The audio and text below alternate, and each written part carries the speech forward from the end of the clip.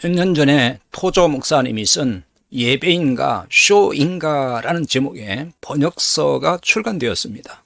이 토조 목사님은 이 책에서 연예 오락, 즉 엔터테인먼트라고 하는 큰 우상이 예배를 타락시킨 주범이라고 진단을 합니다.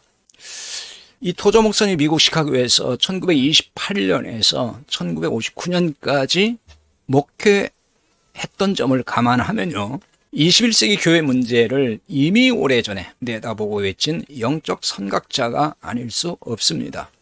왜냐하면요, 이 책에서 오늘날 예배 문제점들을 정말 고스란히 노출시키기 때문입니다.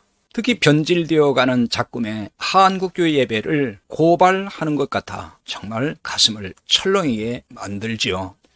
한국교회는 코로나19로 예배 지형이 바뀌어 가고 있고 예배가 요동친다고 해도 과언이 아닙니다. 그렇지 아니해도 교인들이 점점 예배를 등한시하는 추세를 보이는데 정말 설상가상이 되고 있습니다. 특히 신세대의 예배 관심들은 더 심각하죠. 그나마 기성교인들은 공동체에 나와서 예배하지 못하는 걸 불편해하고 또 힘들어하죠. 하지만 신세대는 마침 잘 되었다는 듯이 온라인 예배를 선호한다는 것입니다. 코로나19의 영향으로 급속하게 예배의식의 변화를 가져왔지만 사실은 그 이전부터 이미 예배의식이 희미해지고 있었죠. 예배 출석률도 갈수록 저조해지는 것이 현실입니다. 이 때문인지 어느 때부터 전통적인 예배 방식보다는 소위 열린 예배라는 명칭하에 예배 방식을 바꾸는 교회들이 참 많아졌습니다. 예배 형식이나 방식은 시대에 따라서 이 본질의 문제가 아니라면 바뀔 수 있다고 봅니다. 그런데 예배 출석률을 높이기 위한 방안인지 모르지만 하나님 중심의 예배가 아닌 사람 중심의 예배로 본질에서 벗어나는 현상을 보이는 것은 문제가 아닐 수가 없어요. 예배의 본질에서 중요한 것은 하나님이 중심에 계시고 영광을 받으셔야 한다는 점이에요. 그런데 그 어느 순간부터 예배 시간에 사람이 영광을 받고 있어요. 대표적인 사례가 사람에게 박수치고 사람을 높이는 행태입니다. 성가대 찬양이 끝나면 우레 같은 박수를 치는 교회도 있죠. 솔직히 성가대원들에게 참 잘했다고 호응하는 것이 아니겠어요? 모든 찬양은 하나님께 드리는 것이고 하나님이 영광을 받으셔야만 합니다. 근데 성가대원에게 박수를 보내는 것은 그들에게 영광을 돌리는 행위가 아닐까요? 하나님께 영광을 돌리는 박수라고 변명하겠지만 그건 강변에 불과합니다. 성가대원에게 박수치는 행위만이 문제는 아닙니다. 예배 중에 사람을 높이고 띄우는 것 또한 심각한 예배 훼손이에요.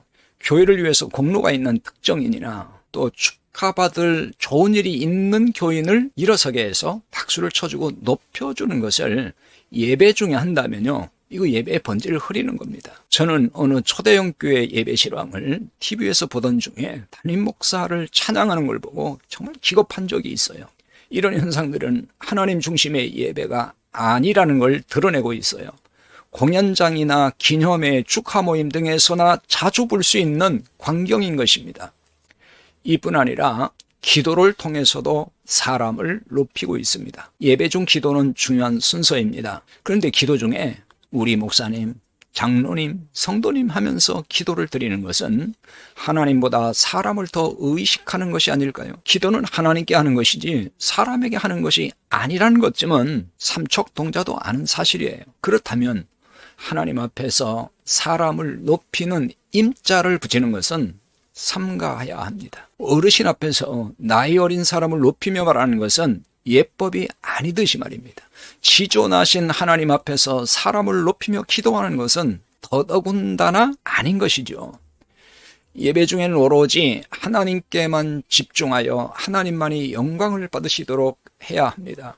교인을 칭찬하거나 축하하며 박수칠 일이 있으면 축도 이후에, 즉 예배가 다 끝난 후에 별도의 순서를 정해서 하면 좋을 것입니다. 이 또한 공동체에서 필요하기 때문이죠. 아무튼 교인들의 기분을 좋게 하려다가 사람의 기분을 맞추려다가 하나님이 받으실 거룩한 예배를 교인을 위한 공연으로, 사람을 위한 공연으로 전락시키지는 말아야 할 것입니다.